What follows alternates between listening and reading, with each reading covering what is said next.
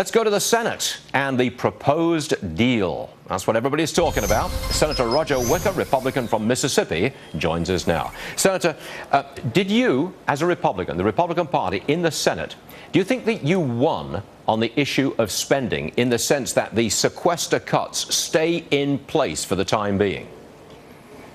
If that is indeed the case, that would be an accomplishment.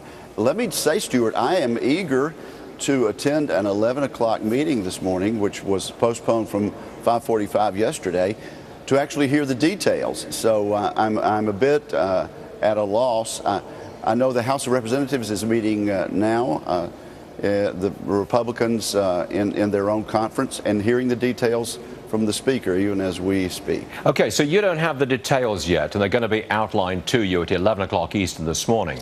But that's exactly right. Do you feel that there is real momentum here? Momentum towards getting a deal in the Senate? You feel that? It seems to me this is a timeout. It seems that the leaders have agreed to a 3-month timeout on the continuing resolution and a 4-month timeout on the debt ceiling. Now, that gives people who are willing to negotiate in good faith an opportunity to actually come up with some meaningful restructuring of our mandatory spending programs. But it appears that it's nothing more than a 3- and 4-month delay. Do you have any confidence that in 3 or 4 months' time, when we've kicked this can down the road, do you have any confidence that we are going to get some kind of great big deal?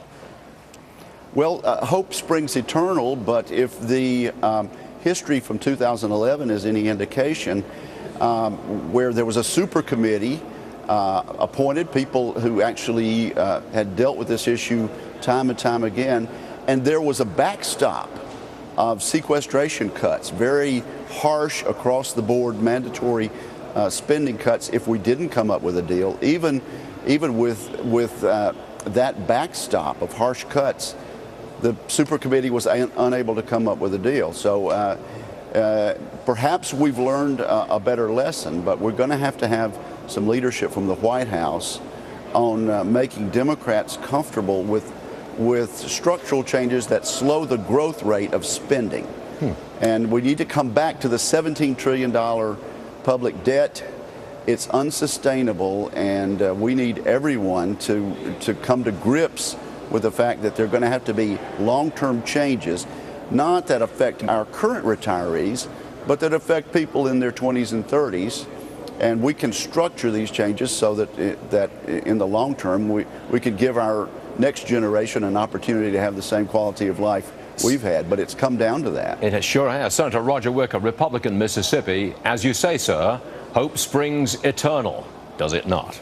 Senator, thank you very much indeed, sir. Appreciate it. Thank you very much.